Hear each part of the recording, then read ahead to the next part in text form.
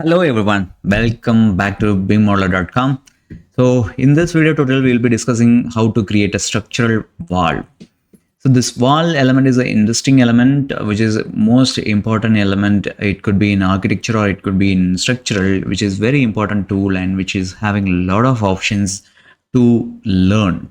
And while discussing about it, so you know that we as BIM modeler, we create BIM modeling for different architect and engineers. So do let us know if you have any leads related to that, and we will be able to create that.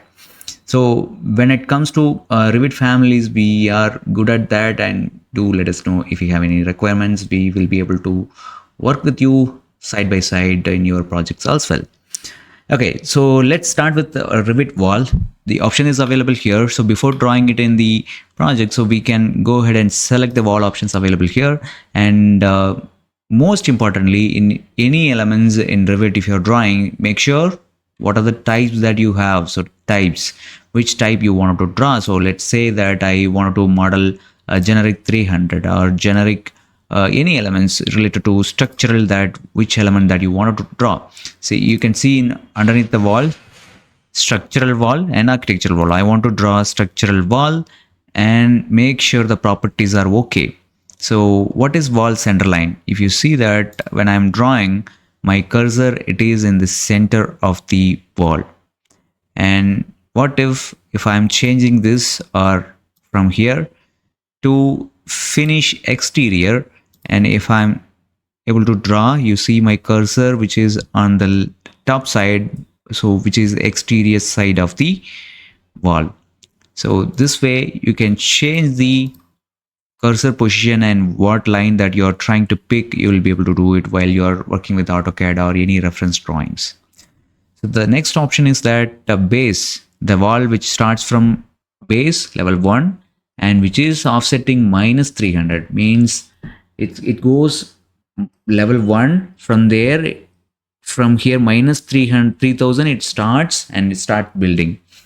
So I don't want to start like that. I want to start it from 0 and till it goes level 2, level 1 to level 2. I want to create the wall. I don't want to base offset any, and I don't want any top offset. If you need base offset of, say for example, 100 millimeter below the level 1, so you can apply minus 100, so it will be minus 100 millimeter below the level 1.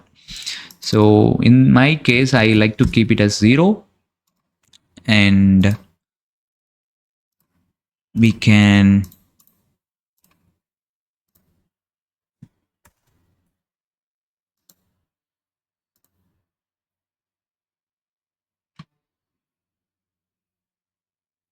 okay, so make sure this error comes. Actually, I need to make the tutorial about it. So the reason is that very simple.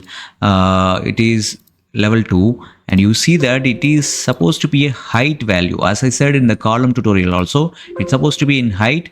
So then we will have a option to level 1, and we like to keep it as level 2. Now it accepts that it is possible to draw it in from level 1 to level 2. So make sure by default template will have a settings as depth. I like to keep it as height. So from now on, I'll be able to draw a wall, whatever the shape that I wanted, and I can complete it where I wanted. So I hope you watched the tutorial of trim and extend command. So the trim and extend command, which is available under the modify tab, and trim and extend in this place, we can use the trim and extend like this. We'll be able to close the wall, and as like line, it will work with wall also. We can take this wall again and we can draw a continuous wall from here, and you can draw it like this. You can see that it snaps automatically based on the snap settings available, as like in any other software and AutoCAD. You have a snap settings under the manage tab, and snap settings, which is here, which is a magnetic symbol. You will be able to see that what are the snapping points you needed. So where it constrains with the angle, and it constrains with the end point and mid points of the objects, different objects. Coming back to the structure, and Let's start with this tutorial. We can start modeling our wall. Let's say we like to keep our wall of the column. So in that case, I like to keep the finish edge like this, not in the center, and I can go ahead and draw exactly like this. So I forgot to change the wall type, which is 200 now. I like to keep it as 500 millimeter as thickness. Since it's an external wall, I like to keep it as 500 millimeter. I can come and finish it. So now if I tab it, you can select one by one and change it, or you can use the tab key and select it. So if you see that 4 walls got selected, and I can go to the edit type, and I can see whether the 500 millimeter is available or not, and I can duplicate it, make this as 500 millimeter. You know that this value will not change anything. So our structural, we have to change it. Go inside and change this as 500 millimeter and select OK.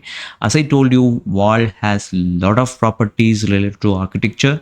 Structural, we can use it for limited options in this place, but do explore it on your own. Do let me know if any options in this place, if you need clarity. So once it is done, so it's what it is trying to do is the column size also 500 millimeter, and our wall size also 500 millimeter, and some of the elements are trying to unjoin and rejoin again. So let's do it.